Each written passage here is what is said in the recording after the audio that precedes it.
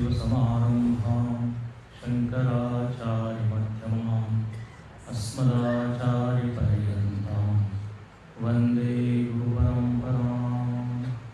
श्रुतिस्मृतिपुराणानाम् आलयं करुणालयं नमामि भगवत्पादं शङ्करं लोकशङ्करं शङ्करं शङ्कराचार्यं केशवं बादरायणं सूत्रभाष्यकृतौ वन्दे भगवन्तौ पुनः पुनः। समस्तजनकल्याणे निरतं करुणामयं नमामि चिन्मयं देवं सद्गुरुं ब्रह्मविद्वरं सद्गुरुं ब्रह्मविद्वरम्। भगवान के वो परम पूज्य गुरुदेव के चरण कमलों में प्रणिपात करते हुए आज हम लोग इस शिविर का प्रारंभ करते हैं। यहाँ पधारे सभी साधकों को, शिविरार्थियों को हमारा सप्रेम हरिओम।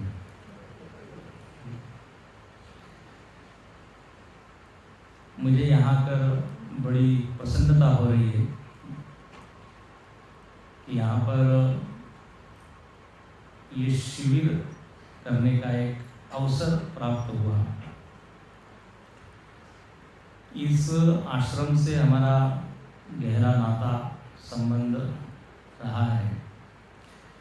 जैसे अभी मोना जी ने बताया, यहीं पर हम लोग पढ़ते रहे, यहीं पर वेदांत का सारा प्रशिक्षण प्राप्त किया पूज्य स्वामी सुबोधानंद जी के आचार्यत्व में, और फिर यही सेवा कार्य भी मिला। 2 बैचेस लेने का एक कार्य दिया गया, तो मैं अपने आप को बड़ा ही भाग्यशाली मानता हूँ कि यह अवसर हमें प्राप्त हुआ। इस आश्रम में साधना शिविरों की परंपरा गुरुदेव ने ही प्रारंभ की। जिस वर्ष इस आश्रम का उद्घाटन हुआ, तभी से शिविर की भी शुरुआत हुई। प्रारंभ में तो गुरुदेव ही उन शिविरों के आचार्य हुआ करते थे। वर्ष में 3 शिविर गुरुदेव लेते थे, मार्च महीने में, फिर मई महीने में, फिर अक्टूबर में। उसके बाद अपने मिशन के अनेक स्वामी जी लोग जो हैं वो भी शिविर लेते रहे। जून महीने में यहाँ पर हिंदी में हमेशा पूज्य स्वामी सुबोधानंद जी लेते रहे। शायद आप में से कई लोगों ने वो शिविर अटेंड किए होंगे। कितने लोगों ने किए रहा? काफ़ी लोगों ने। तो उपनिषदों का मनन उन्होंने उस शिविरों में करवाया। लगभग 8 उपनिषद हो चुके हैं, मुझको पूरी तरह याद नहीं, लेकिन शायद काफ़ी हो चुके हैं जो स्वामी ने लिए हैं। तो विचार यही हुआ कि यदि उपनिषद के ही शिविर होते हैं जून में, तो क्यों ना नया उपनिषद लिया जाए, जो कि हुआ नहीं है हिंदी में। इसलिए इस शिविर का अपना विषय है श्वेताश्वतर उपनिषद। अब देखिए, इस शिविरों की उपयोगिता क्या है, क्यों ये शिविर आयोजित किए जाते हैं।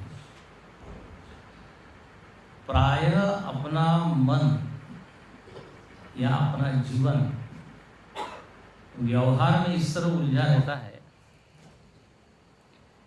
कि अपनी ओर ध्यान देने का समय ही नहीं होता। हमारी वृत्ति कभी आत्मोन्मुखी होती ही नहीं, ईश्वरोन्मुखी होती ही नहीं।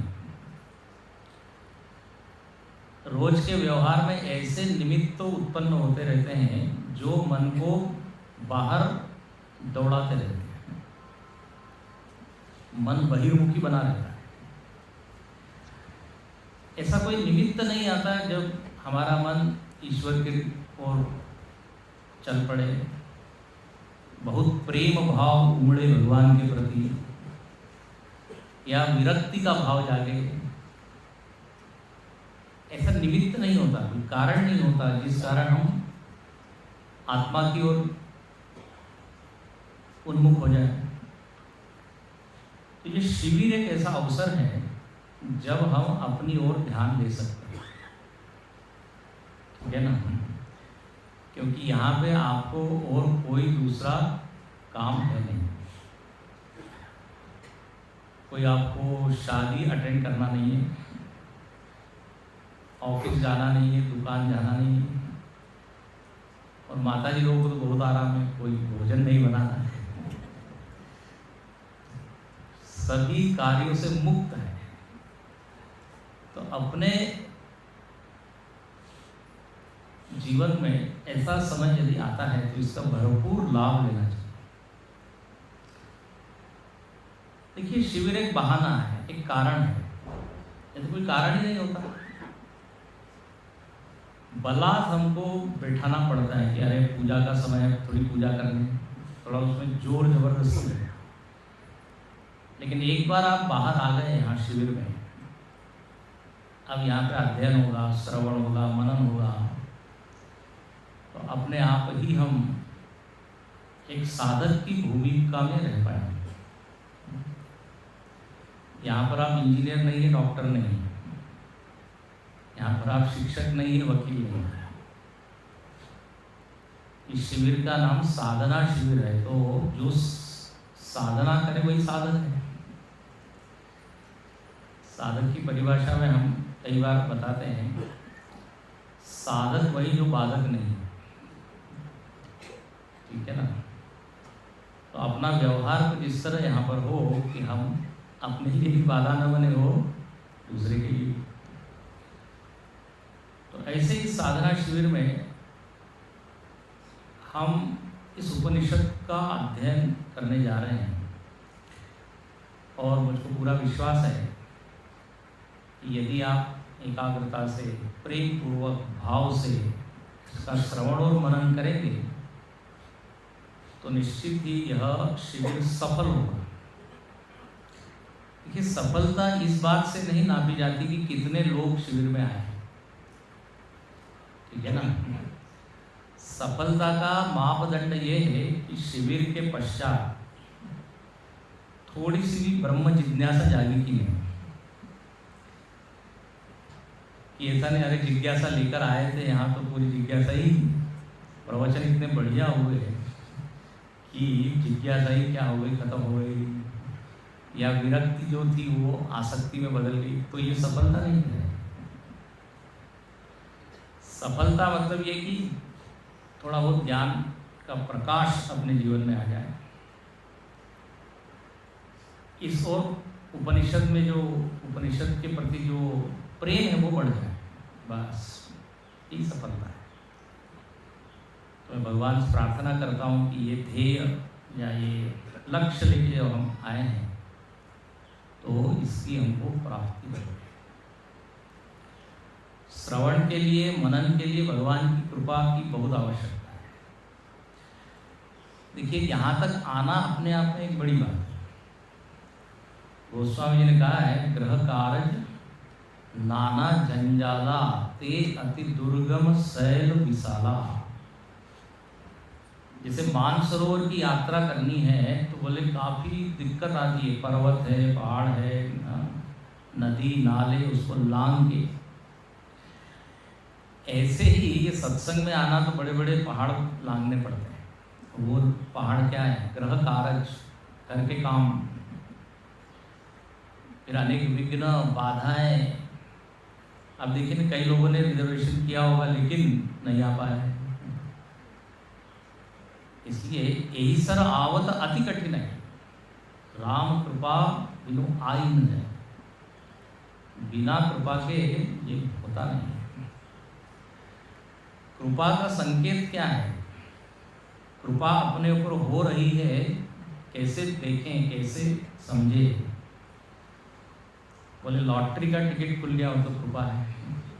बोले नहीं,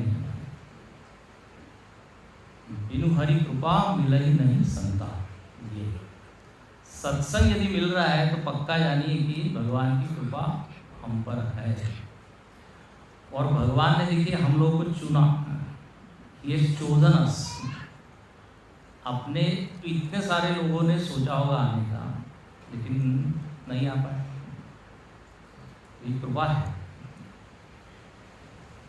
अब देखिए उपनिषद का परिचय प्राय सभी लोगों को है। कुछ लोग हैं जिन्होंने शायद उपनिषद न सुने हो। थोड़ा सा परिचय देके हम इस उपनिषद में प्रवेश करेंगे। जैसा कि हम सब जानते हैं, अपने सनातन धर्म का जो मूल धर्म ग्रंथ है वो है वेद। इसलिए अपने धर्म का नाम वैदिक धर्म है। उसको सनातन धर्म भी कहते हैं क्योंकि वेद सनातन है। अपनी संस्कृति को वैदिक संस्कृति कहते हैं। हर चीज के पीछे वैदिक लगा हुआ है। वैदिक कर्मकांड ना, वैदिक विधि से पूजा हुई, ऐसा बोलते हैं। वैदिक विधि से विवाह किया गया। तो हर चीज में वैदिक क्यों लगा हुआ है? क्योंकि अपना पूरा धर्म वेद पर रखा है। लेकिन एक जरा दुर्भाग्य है कि हम लोगों ने वेद कभी पढ़ा ही नहीं। पढ़ने के बाद छोड़ी दर्शन नहीं किया। इसलिए पूज्य स्वामी जी ने यहाँ पर मंदिर में वेद भगवान की स्थापना की। आप सायंकाल जाएंगे जब भगवान राम जी की आरती करने के लिए, तो वहाँ पर वेद भगवान। तो वेद मूल धर्म ग्रंथ है और 4 वेद है, ऋग्वेद, यजुर्वेद, सामवेद, अथर्ववेद। और हर वेद में 3 खंड है, 3 भाग है, 3 विभाग है। कर्म विभाग, उपासना और तीसरा ज्ञान। तो आप सुने होंगे कई बार, कर्मकांड, उपासना कांड और ज्ञान कांड। लगभग 80,000 से ज़्यादा ऋचाएं मंत्र कर्म और उपासना की। कर्म की लगभग 80,000, उपासना की 16,000 और 4,000 मंत्र कहते हैं ज्ञान कांड, जिसमें आत्मज्ञान बताया। तो ये जो उपनिषद है, ये उपनिषद ज्ञान कांड का नाम। उपनिषद में आत्म तत्व का निरूपण किया गया है। उपनिषद यानी ब्रह्म विद्या, उपनिषद यानी आत्मविद्या। और इस आत्मविद्या या ब्रह्म विद्या को ही वेदांत कहते हैं। ठीक है ना? वेदांतो नाम उपनिषद प्रमाणम, एक बड़ा प्रसिद्ध वाक्य। मतलब वेदांत ही उपनिषद है, उपनिषद ही वेदांत है। अच्छा, वेदांत मतलब क्या? चिन्मय मिशन में देखिए वेदांत ही पढ़ते पढ़ाते गुरुदेव ने वेदांत का ही प्रचार प्रसार किया। तो वेदांत शब्द का अर्थ क्या है? स्मारय न तो शिक्षा है। आप लोगों को स्मरण करा रहा हूँ क्योंकि आप लोगों ने इतने शिविर अटेंड किए हैं, ये जानकारी तो है ही, लेकिन फिर भी। तो वेदांत मतलब वेदानाम अंत, वेदों का जो अंतिम भाग है। और अंतिम भाग का अर्थ अंतिम अध्याय नहीं, अंतिम भाग का अर्थ है अंतिम ज्ञान। क्योंकि वेदांत वेदों में कहते हैं सभी विषयों का ज्ञान दिया, सर्वार्थ प्रकाशक उसको कहा है। लौकिक विद्याएं भी भरपूर उसमें बताई, इसलिए धनुर्वेद, आयुर्वेद, गांधर्व वेद, स्थापत्य वेद, तो आर्किटेक्ट भी है, तो म्यूजिक भी है, पाक कला भी है, भोजन कैसे बनाया गया। हाँ ये भी है। माला कैसी बनाई जाए ये भी है। नृत्य कैसा किया जाए ये भी है। तो लौकिक विषय जितने हम देखते हैं या समझ सकते हैं वो सारे विषयों का ज्ञान वेद है। लेकिन ध्यान से सुनना, वेदों का प्रयोजन केवल इन ज्ञानों में उलझ कर रहना नहीं है। ये सब सीढ़ियां हैं। मुख्य प्रयोजन है आत्म तत्व की अनुभूति, क्योंकि आत्मज्ञान के बिना मोक्ष नहीं, ये बात पक्की है। ज्ञानेन एव तु कैवल्यम, जो प्रसिद्ध वाक्य। तो सारे ज्ञान हैं, लेकिन फाइनल क्या है? वेद क्या चाहता है हमसे? तो बोले वेद यही चाहता है अपने आप को जानो और मुक्त हो। और ये जो अंतिम ज्ञान है, ये सार है, निचोड़ है, यही उपनिषदों में बताया है। इसी को वेदांत कहते हैं।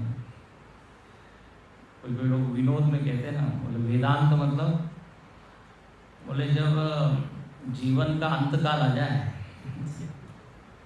तब जो विद्या पढ़ी जाए वो वेदांत नहीं है। या किसी ने कहा कि जब आप बेदांत हो जाए, दंत विहीन, प्राय लोग इसी तरह समाज में समझ, बोले ये सब बात नहीं करेंगे 80 के बाद। ऐसा नहीं है। नचिकेता ने देखिए, हाँ, बाल अवस्था में उसने प्राप्त, आदि गुरु शंकराचार्य जी, आदि शंकराचार्य जी 8 वर्ष में तो संन्यास ले लिया। इसलिए श्रीमद् भागवत में प्रहलाद जी सारे अपने साथियों को बताते हैं, कौमारे आचरे प्राप्ति, बोले कुमार अवस्था से ही इस विद्या को प्राप्त करना चाहिए, प्रारंभ कर देना चाहिए। तो इसका आयु से कोई लेना देना नहीं है। देखो, वैराग्य का संबंध आयु से बिल्कुल नहीं है, आपकी मनस्थिति से। हाँ, ऐसा नहीं जैसे जैसे हम बूढ़े होते जाएंगे विरक्त होते जाएंगे, ऐसा कोई नियम नहीं है। तो इसलिए वेदांत मतलब ऐसा नहीं कि आयु के अंतिम दिनों में इसका अभ्यास किया जाए। वेदांत मतलब आत्म तत्व का ज्ञान, ब्रह्म ज्ञान। और वो तो जिस दिन आपको जिज्ञासा जान जाए उस दिन से शुरुआत। यदहरेव विरजे तदहरेव प्रव्रजे के साथ, जिस दिन वैराग्य आ जाए उस दिन निकल पड़े। अब देखो, जैसे आपके मन में आया कि ये उपनिषद सुनना चाहिए तो आप निकल पड़ेंगे। और मैं अपेक्षा करता हूँ या आशा करता हूँ कि सब उपनिषद के श्रवण के लिए ही आए हैं, केवल साइट सीइंग के लिए नहीं आए हैं। स्वामी जी, आपने हमारी मन की बात भूल दी है, थोड़ा वो भी एक है लेकिन उसको साइड में रखिए। मुख्य जो प्रयोजन है वो उपनिषद श्रवणम मननम। अब देखिए, ये उपनिषद कितने हैं? तो कहते हैं मुख्य उपनिषद 10 है, और इन 10 उपनिषदों पे भगवान भाष्यकार आदि शंकराचार्य जी ने भाष्य लिखे, इसलिए इनको मुख्य उपनिषद कहते हैं। और उसके ऊपर आनंदगिरी महाराज ने टीका लिखी। तो 10 ईश, केन, कठ, मुंडक, मांडुक्य सब आप जानते हैं, ऐतरेय, तैत्तरीय, छांदोग्य, बृहदारण्यक, ये सब उपनिषद। इसके अलावा भी उपनिषद है, उनको गौण उपनिषद कहा जाता है। गौण का अर्थ ऐसा नहीं कि उनमें विषय जो है कुछ कम है, विषय वही है, लेकिन उसके ऊपर भाष्यकार के भाष्य हमको प्राप्त नहीं होते। जैसे कैवल्य उपनिषद, अमृत बिंदु उपनिषद। अब श्वेताश्वतर उपनिषद पर भी भाष्यकार का भाष्य नहीं है, लेकिन एक अन्य शंकराचार्य जी परवर्ती जो बाद के जो शंकराचार्य हुए हैं उनका भाष्य इस पर है। आप लोगों के पास यदि ये पुस्तक होगी तो इसके ऊपर आप देखेंगे संस्कृत में भाष्य है पूरा, लिखा भी शंकराचार्य, लेकिन ये वो आदि शंकराचार्य नहीं, क्योंकि प्रमाण क्या है तो बोले इसके ऊपर आनंद गिरी जी महाराज की टीका नहीं है और शैली भी थोड़ी सी भिन्न है, लेकिन काफी विस्तृत है, काफी विस्तृत है। तो ऐसे ये उपनिषद हैं। और देखिए उपनिषद, इसका भी अर्थ शायद आप जानते ही हो, लेकिन फिर भी एक बार याद करा देते हैं। उप मतलब निकट, निश्चय पूर्वक। बोले उपनिषद में ऐसी विद्या बताई गई है जो आपको गुरु के निकट जाने पर ही प्राप्त हो। उप मतलब गुरु के निकट है, और उप का एक दूसरा अर्थ भी है। उपनिषद में उस वस्तु का ज्ञान कराया है जो आपके सबसे निकट है ना। आत्मा से निकट कोई चीज है क्या? हम अपने से निकट, ये बोलना भी एक्चुअली गलत है। तो जो सबसे निकट प्रत्यक्ष वस्तु, इसको प्रत्यक्ष, उसका ज्ञान जिस ग्रंथ में वो उपनिषद।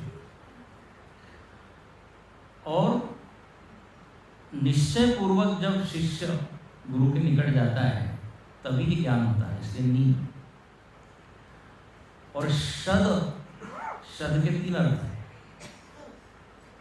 गति, विशरण, अवसाधन।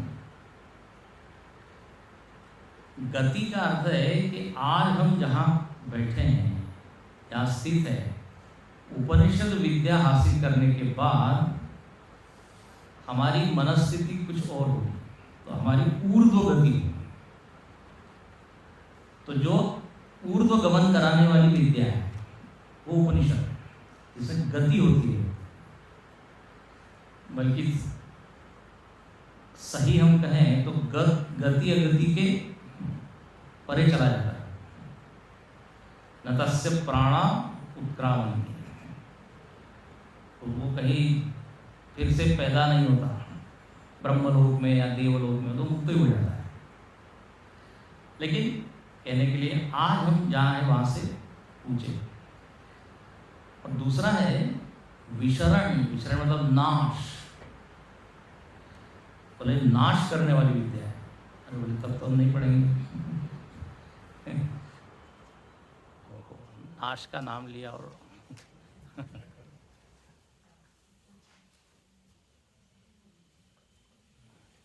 श्री राम जय जय राम, श्री राम जय। आगे तो विशरण मतलब नाश। बोले अविद्या का नाश जो विद्या करा है वो ही ब्रह्म विद्या है। और अवसाधन, अवसाधन का मतलब ढीला करना, शिथिल करना। गति, विशरण, अवसाधन। शिथिल करना, शिथिल का मतलब होता है ढीला करना। अरे किसको ढीला करना? तो बंधन को ढीला करना। यहाँ पर ऐसा कोई व्यक्ति नहीं है जिसको बंधन प्रिय हो। कोई है क्या? बंधन प्रिय होगा तो हम एक काम करेंगे, आपको यहीं रखेंगे, दरवाजे दोनों बाहर से बाहर, कितनी देर आप आनंद ले पाएंगे। तो बंधन का अर्थ ही क्या है? दुखम। जहां बंधन है वहां दुख है। बंधन यदि हमारा ढीला हो जाए तो हम फिर निकल सकते हैं। यदि किसी ने आपको बांध के रखा है, बोले कोई आकर थोड़ा ढीला कर दे, फिर बोले हम कर लेंगे। तो ये ब्रह्म विद्या क्या करती है? सारे बंधनों से छुड़ाने वाली। इसलिए शद धातु का अर्थ हो जाता है, एक्चुअली धातु है शदलरी, शदलरी से शद होता है, और शद के लिए 3 अर्थ। तो ये 3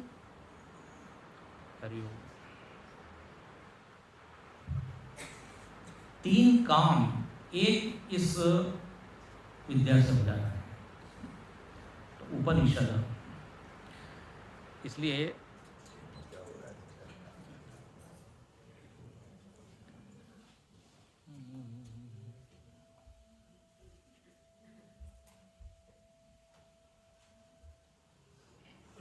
हेलो, हरिओम हरिओम। जनरेटर यदि सतत चलते रहे तो ऐसा कुछ कर सकते हो। तो गति विशरण अवसान, भाष्यकार ने उपनिषद की परिभाषा दी। बोले उपनिषद शब्देन ब्रह्म विद्या उच्चते। उपनिषद किसी पुस्तक का नाम नहीं है, किसी ग्रंथ का नाम नहीं है। बोले महाराज आप ग्रंथ लेके बैठे हैं और उसके ऊपर लिखा हुआ है और आप कह रहे हैं ग्रंथ नहीं है। देखिए ग्रंथ तो एक माध्यम है, एक साधन है। वास्तव में उपनिषद ब्रह्माकार वृत्ति का नाम है। अपने भीतर ब्रह्म भाव जाग जाए, जीव भाव की समाप्ति हो जाए, यही उपनिषद है। उसके लिए ये शब्द रूपी उपनिषद, ग्रंथ रूपी उपनिषद अपने सामने, गौण रूप से इसको हम उपनिषद कहते हैं। लेकिन उपनिषद वास्तव में अंतःकरण में जो विद्या की उत्पत्ति होती है उसको कहते हैं। इसलिए उपनिषद शब्द है ना, ग्रंथ न उच्चते। गुरुदेव भाष्यकार क्या कहते हैं? ब्रह्म विद्या वृत्ति उत्पन्न होनी चाहिए, बस बोले वही उपनिषद है। अब देखिए इतने सारे उपनिषद है आपने गिना है, तो क्या सब उपनिषद पढ़ने की आवश्यकता है क्या? लोगों के मन में प्रश्न। एक संत ने इसका बड़ा अच्छा जवाब दिया। एक जिज्ञासु ने पूछा कि सब उपनिषद पढ़ें क्या?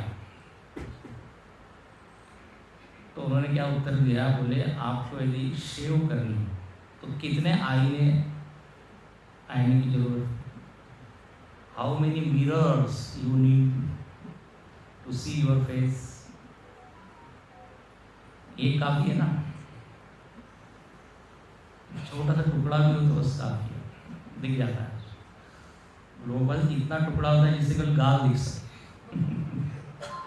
छोटे छोटे से आईने होते हैं।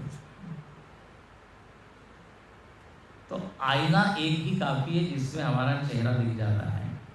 तो वैसे देखा जाए तो उत्तम अधिकारी यदि कोई है तो एक उपनिषद का श्रवण मनन निधिध्यासन कर ले तो हो गया। लेकिन उत्तम अधिकारी बहुत कम है। इसलिए अन्य उपनिषदों को पढ़ते रहना चाहिए। अच्छा, एक लाभ दूसरे उपनिषदों को पढ़ने का ये है कि कहीं सृष्टि का बहुत विस्तार से वर्णन है किसी उपनिषद, कहीं पर अधिकारी का वर्णन बड़ा अच्छा है, कहीं आत्मा का वर्णन अलग ढंग से किया है, कहीं सृष्टि का क्रम अलग ढंग से बताया है। तो आपको विविध आयाम देखने को मिलते हैं जब आप अलग अलग उपनिषद पढ़ते हैं। देखो अपना चेहरा हम रोज देखते हैं, कितनी बार देखते हैं? बोले पूछिए मत। कई बार देखते हैं। क्यों देखते हैं? क्योंकि हमको अच्छा लगता है, ठीक है ना? इसलिए अलग अलग उपनिषद यदि आप पढ़ें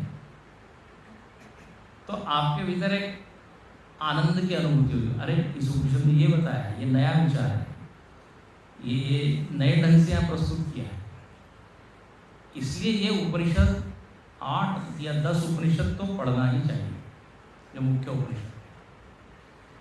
इसलिए अपने चिन्मय मिशन में परंपरा है ये सारे उपनिषद गुरुदेव पढ़ाते रहे और उसको ग्रंथ के रूप में भी अंग्रेजी में उन्होंने प्रकाशन उसका किया। तो ऐसे ये 10 उपनिषद। अब आते हैं श्वेताश्वतर उपनिषद। बोले ये कौन सा उपनिषद है? इसका एक तो उच्चारण पहले सीख लीजिए। कई लोग इसको श्वेताश्वेतर बोल देते हैं। हाँ, इसका है श्वेत अश्वतर, दोनों की संधि हुई है तो बना है श्वेताश्वतर। ठीक है, बोलिए जरा। हाँ, श्वेताश्वतर। अब ये उपनिषद के नाम अलग अलग है और उसका क्या नियम? आपको ये मजेदार बात सुनने को मिलेगी, कोई नियम नहीं, ऋषियों की मौज है। ईशावास्योपनिषद ये नाम दिया क्यों? तो बोले क्योंकि पहला मंत्र है ईशावास्यम इदं सर्वम्। अब मुंडकोपनिषद, अब पहला तो कोई उसका मंत्र मुंडक से शुरू नहीं होता, लेकिन कोई दूसरा उसमें भाव है, मुंडन करके जो विद्या हासिल की जाए, मुंडन मतलब सन्यासी बनकर, तो बोले इसलिए उसका नाम मुंडकोपनिषद। कठोपनिषद, कठ शाखा है, वेदों में अब शाखा है, तैत्तिरीय शाखा है, आरण्यक शाखा है, अलग अलग शाखाएं हैं, तो शाखा के ऊपर नाम हो गया कठोपनिषद। तो कोई नियम नहीं दिखता। केनोपनिषद, पहला मंत्र केन से शुरू होता है, केनेश्वरम परदि प्रेषितम मनः, है ना। कैवल्योपनिषद, तो उसमें कैवल्य शब्द आता है, कैवल्यम अश्नुते, कैवल्य फलम अश्नुते। तो यहाँ पर यदि ये नामकरण किया गया है तो इसके पीछे क्या कारण है? तो बोले श्वेताश्वतर नाम के ऋषि, इसी उपनिषद में अंत में उल्लेख किया है, श्वेताश्वतर नाम के ऋषि, तो ऋषि के नाम से उपनिषद। अच्छा, इसका अर्थ क्या होता है? श्वेत अश्वतर, श्वेत मतलब तो सबको मालूम है, श्वेत मतलब क्या? काला। सब जाग रहे हैं ना, क्योंकि थक के आए हैं तो इसलिए तो यात्रा करके। तो श्वेत मतलब सफेद, सफेद, धवल, स्वच्छ। अश्वतर, अश्व मतलब घोड़ा, तो बोले श्वेत घोड़ा, ऐसा अर्थ हो जाएगा। अच्छा, इसमें अश्वतर है, अश्व घोड़ा, अश्वतर, अश्वतर का वैसे अर्थ होता है खच्चर, होता है खच्चर जिसको कहते हैं, वो अर्थ है। श्वेत अपने क्या कहते हैं, घोड़े के जैसा ही वो प्राणी है, लेकिन घोड़ा नहीं। हम यहाँ पर घोड़ा अर्थ ले सकते हैं, उसमें कोई गलत नहीं होगा। अश्व, तो अब श्वेत अश्व क्या अर्थ हुआ? अश्व जो है वह उपनिषद में आता है इंद्रियाणि हयानाहुं, इंद्रियों के अर्थ में घोड़े का शब्द का प्रयोग किया हुआ है। ये सारी इंद्रियां क्या है? तो बोले घोड़े हैं, घोड़े की तरह है। तो जिनकी इंद्रियां धवल है, ये अर्थ होगा श्वेत अश्वतर का, जिनकी इंद्रियां धवल है, सात्विक है, शुद्ध है, ऐसे ये ऋषि। बहुत बढ़िया अर्थ है। देखो, शब्द की गहराई में जाते हैं तो अर्थ निकल आता है, और संस्कृत की खासियत है, हर शब्द का एक विशिष्ट अर्थ है। तो जो संयमित जीवन जी रहा है, ये अर्थ हुआ, जिनकी इंद्रियां काबू में है। यदा ही नेन्द्रियार्थेषु न कर्मसु अनुषज्यते सर्व संकल्प संन्यास योगारूढ़ स्रोत। बोले जिनकी इंद्रियां अपने वश में हैं और इंद्रियां जो है परेशान नहीं करती। देखो, हमारी इंद्रियां बड़ी तड़पती रहती। एक संत ने बड़े मजाक में कहा, बोले सारी इंद्रियां जो है ना आंदोलन करती रहती है, हमारी मांगे पूरी करो, हमारी मांगे पूरी करो। आँख कहती है हमको ये देखना है, कान कहते हैं हमको ये सुनना है, जीभ कहती है हमको ये खाना है। चंचल होती है ना।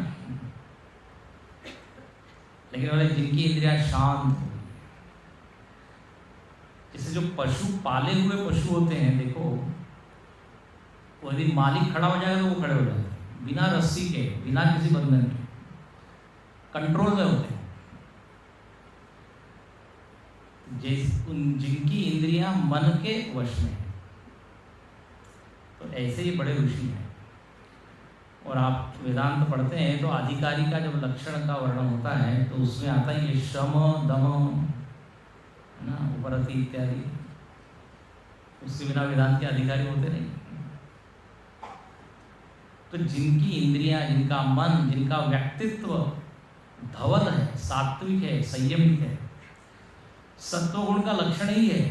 जितना सत्वगुण बढ़ेगा उतना संयम बढ़ते जाएगा। गीता के 14वें अध्याय में आया है कि सर्वद्वारेषु प्रकाश उपजायते। सत्वगुण आता है तो सारी इंद्रियां तेजस्वी, सारी इंद्रियां शक्तिशाली, सारी इंद्रियां संयम।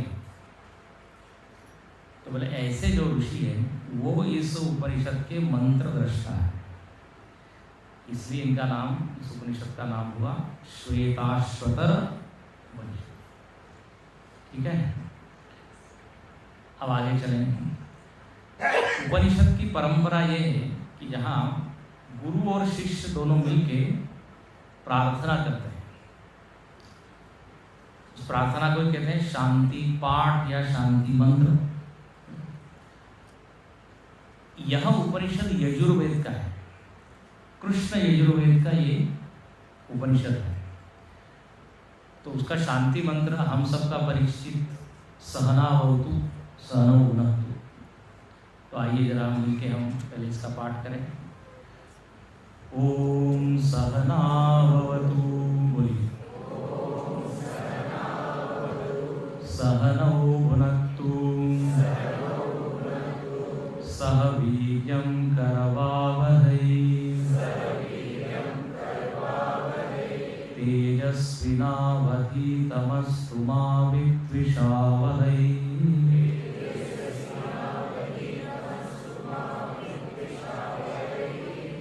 ओम शांति शांति शांति।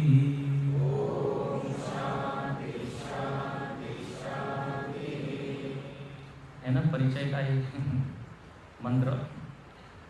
ओम सहनावतु। ओम भगवान का नाम, एकाक्षर ब्रह्म भी कहते हैं ओम, प्रणव भी कहते हैं। इसका तो विस्तार इस उपनिषद में आने वाला है। तो ओम, गुरुदेव इसका बड़ा अच्छा अर्थ करते थे। हर मंत्र के पहले ओम आता है ना, ओम नमः शिवाय, ओम नमो भगवते वासुदेवाय, ओम नमो नारायणाय। तो नहीं ओम क्यों?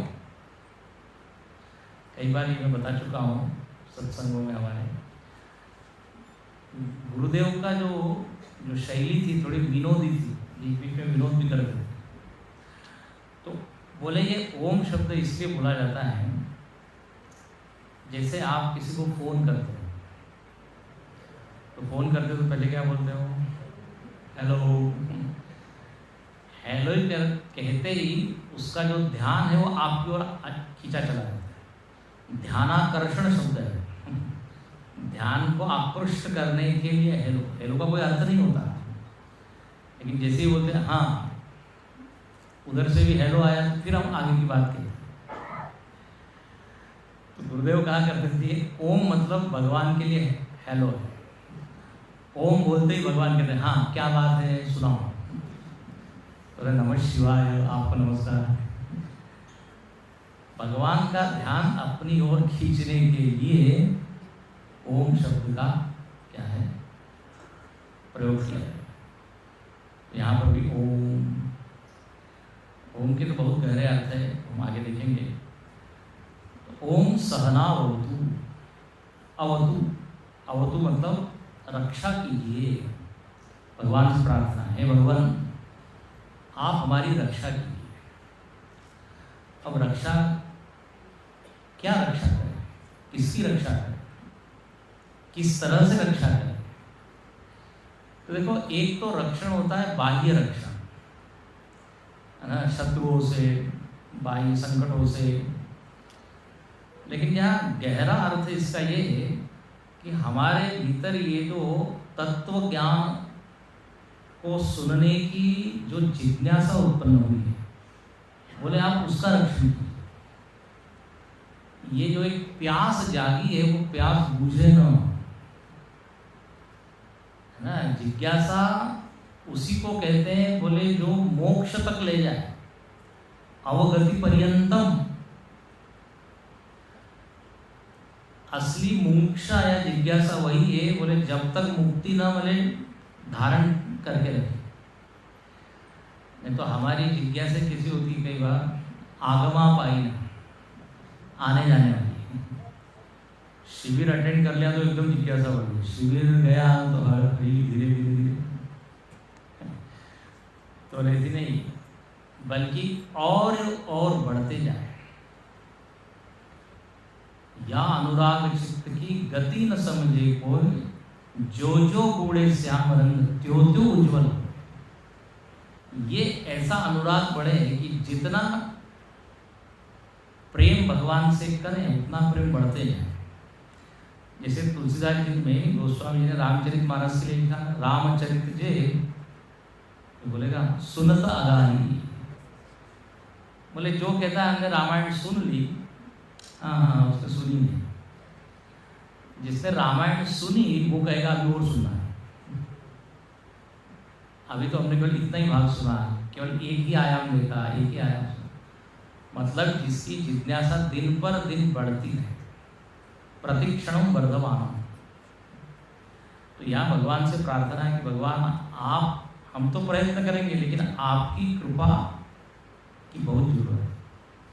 देखो श्रवण के लिए कृपा चाहिए, जिज्ञासा की उत्पत्ति के लिए कृपा चाहिए, टिकाए रखने के लिए कृपा चाहिए, हर कदम पे कृपा। तो इसलिए आप रक्षण कीजिए। अवतु सहनौ, नौ तो हम दोनों की, आचार्य और शिष्य दोनों। फिर सहनौ भुनक्तु, भुनक्तु का मतलब है हम आनंद ले, भोग करें। तो किसका भोग करें, तो बोले ये जो ब्रह्म विद्या अब हम पढ़ने जा रहे हैं इसमें हमको रस आ जाए। ये ब्रह्म विद्या हमको थकाने वाली, उबाने वाली न हो, बल्कि उसमें रस तत्व, आनंद तत्व हम खोज लें। देखिए ये होना चाहिए, ये नहीं कि उपनिषद सुनने के बाद अरे सिर दर्द हो रहा है, वाला गड़बड़ है। कोई बस एंजॉय देन तो उसका मजा है। देखो कई बार हम भगवान से डरते हैं, एक संत ने बड़ा अच्छा कहा, भगवान से डरते हैं लेकिन भगवान में रमते नहीं है। रमणीयता हमारे विषयों में ही, भगवान की पूजा कर लेंगे, भजन करेंगे, लेकिन आनंद के लिए कहाँ जाएंगे, मॉल में या बाह्य विषय में, पता है ना। भगवान में यदि आनंद को खोज लें तब क्या बात है। जो भगवान में आनंद देखता है उसी को कहते हैं भक्त, और जो डर डर के केवल पूजा करता है भगवान से उसको कहते हैं आस्तिक। ठीक है ना। जब पूजा नहीं करेंगे भगवान नाराज रहेंगे इसलिए कर रहे हैं, बोले नहीं, उसमें आनंद तत्व। इसलिए नारद भक्ति सूत्र में प्रारंभ में ही बताया, सतु अस्मिन सातु अस्मिन परम प्रेम रूपा। भक्ति क्या है, बोले प्रेम रूपा है, रस रूपा है, नीरस नहीं है। वैसे ये ज्ञान भी जो है नीरस नहीं है। ब्रह्म, ब्रह्म तो क्या है, रसो वही सह है, रसस्वरूप है, उपनिषद में आता है। वास्तव में वही रस रूप है, बाकी तो सब नीरस है, अरस है। गोस्वामी तुलसीदास जी विनय पत्रिका में बड़ा अच्छा पद लिखते हैं, बोले जो मोहि राम लागते मीठे, जो मोहि राम लागते मीठे, तो नवरस शटरस अनरस वही जाते सीठे। बोले अभी मेरे को राम जी में वो प्रेम जागा नहीं है। ठीक है मैं करता हूँ सब कुछ, लेकिन एक आकर्षण है, उससे पूरी तरह जुड़ाव वो नहीं हुआ है। यदि भगवान में प्रीति जाग जाती तो क्या सुंदर वो लिखते हैं, तो तो बोले ये नवरस षटरस मेरे को फीके लगते हैं, लेकिन अभी ये नवरस षटरस में ही आनंद मिल रहा है, इसका मतलब अभी राम रस मिला नहीं है ना।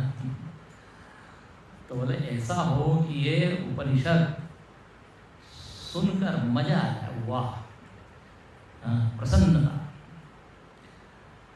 उपनिषद देखो थकाने के लिए नहीं है, बुद्धि को थकाने के लिए नहीं है, बल्कि आनंद तत्व जो छिपा हुआ है उसको प्रकट कराने के लिए।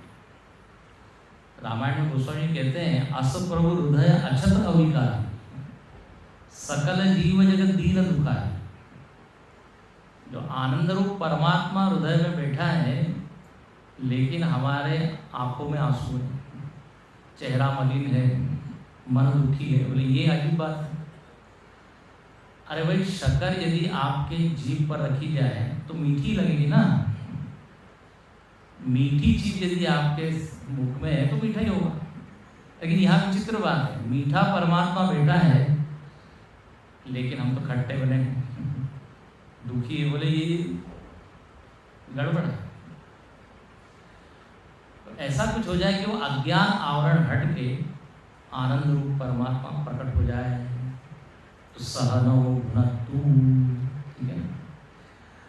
मैं तो पढ़ाई या विद्या कई बार बड़ी थकान देने वाली होती है। और स्कूल में एक घड़ी के नीचे लिखा हुआ था, घड़ी के नीचे क्या लिखा था, बोले इस घड़ी की कभी भी चोरी हो नहीं सकती, क्योंकि सारे विद्यार्थियों का ध्यान लगातार उसके ऊपर होता है। नोबडी सत्संग में भी ऐसा होता है। बोले ऐसा न हो। सहनो भुनक्तु, अच्छा, सह वीर्यम करवावहै, मिलकर हम क्या करें, प्रयत्न करें। हाँ, मिलकर। देखिए, ये जो शिविर है या प्रवचन है या सत्संग है, इसमें दोनों की बड़ी जिम्मेदारी है। ये नहीं हम वक्ता को बिठा दिया बस आप बोलिए। हम चाहे तो सो सकते हैं, चाहे तो उठ सकते हैं।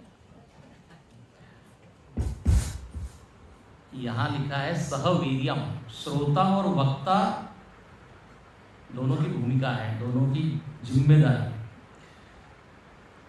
पूज्य स्वामी सुबोधानंद जी हमेशा एक बात कहते रहे, बोले सत्संग में 3 बल काम करते हैं, 3 बल। एक होता है श्रोता का बल, श्रोता में श्रद्धा का बल होता है। श्रोता क्या लेके आता है, देखिए आप सब लोग क्या लेके आए हैं, श्रद्धा, विश्वास, और दूसरे अच्छा सुनने को मिलेगा, तो श्रद्धा का बल श्रोता के पास। वक्ता के पास क्या बल होना चाहिए, वो बल है कि नहीं मालूम नहीं, लेकिन होना तो यही चाहिए। उसके बाद साधना का बल होना चाहिए, ज्ञान का बल उसके पास होना चाहिए। श्रोता बड़ी अपेक्षा से आए हैं, लेकिन वक्ता में यदि वो न हो तो फिर सत्संग सफल नहीं हो पाता है, उसमें उतना रस नहीं आता। तो वक्ता की भी जिम्मेदारी है। अच्छा, दूसरी बात, विषय को कुछ इस तरह वो प्रस्तुत करें कि श्रोता के मन में हाँ अगली कक्षा अटेंड करने की जिज्ञासा बनी रहे, ठीक है ना। ज्ञान का जो क्या कहते हैं ट्रांसफर करना उसकी जिम्मेदारी है, और इस ढंग से कि श्रोता की जिज्ञासा बढ़ते जाए, तो ये वक्ता की जिम्मेदारी है। तो श्रोता के पास श्रद्धा का बल, वक्ता के पास ज्ञान साधना का बल, और तीसरा जो बल है शास्त्र बल। दोनों को जोड़ने वाली जो चीज है वो क्या है, शास्त्र। वक्ता को मनमानी बात नहीं करनी चाहिए। अपने यहाँ पर वक्ता को प्रमाण नहीं माना है, ध्यान से सुनना। वेदांत में प्रमाण क्या है, उपनिषद, वेद, वेदा प्रमाण। शास्त्र की ही बात को कहे, व्यक्तिगत बात न कहे, इसलिए शास्त्र की आवश्यकता है। तो शास्त्र अपने पास उपनिषद, तो सहवीर्यम करवा, मिलकर। अच्छा, वक्ता क्या बोलेगा, कैसे बोलेगा, ये इस पर निर्भर है कि श्रोता की कितनी इच्छा है श्रोता के चेहरे को देख के वक्ता को ज्ञात हो जाता है, इसलिए वक्ता को ऊपर बिठाया जाता है, श्रोते के चेहरे सब दिखते हैं। देखो भगवत गीता में भगवान क्यों बोलते चले गए? क्योंकि अर्जुन के चेहरे पर सतत एक ये भाव था कि ओ, इसलिए भगवान स्वयं कहते हैं परम भूय प्रवक्ष्यामि ज्ञानानां ज्ञानमुत्तमम्। परम फिर से बताता हूँ, भूय परम ज्ञान फिर बताता हूँ, पीछे बताया है फिर, क्योंकि तुम्हारी कुछ मुखचर्या कुछ इस तरह है जो मेरे को प्रेरित कर रही है। तो ये है जिम्मेदारी। सहवीर्यं करवाओ तेजस्विनावधीतमस्तु। और प्रार्थना क्या की गई है? ये तो प्रार्थना रोज करनी चाहिए कि जो अधीतम, जो ज्ञान हमने लिया है, अधीत पठितम श्रुत है, वो कैसा रहे? तेजस्वी, ब्राइट, तेजस्वी। तेजस्वी ज्ञान ही काम का है, उसी को वास्तव में ज्ञान कह सकते हैं। मलिन ज्ञान कोई काम का नहीं। अच्छा, तेजस्वी ज्ञान की क्या क्या लक्षण है? तो बोले जब अवसर आए तब स्मरण आ जाए, ये है तेजस्वी। प्रायः कई बार नहीं हो पाता। विशेष रूप से आप देखते हैं विद्यार्थी लोग परीक्षा के पहले याद है, परीक्षा के बाद में सारे प्रश्नों के उत्तर याद है, लेकिन बीच में नर्वस हो जाते, क्या हो जाते हैं, तो सारा ज्ञान विस्मृत। बोले नहीं, तेजस्वी जब जरूरत है, पुस्तकस्तादु या विद्या परहस्तगतं न कार्यकाले समुत्पन्ने न सा विद्या न तद्धनम।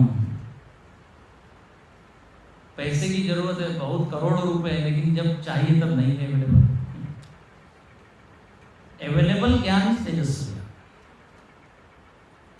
उपलब्ध है। तो बोले ऐसा हो तेजस्वी ज्ञान।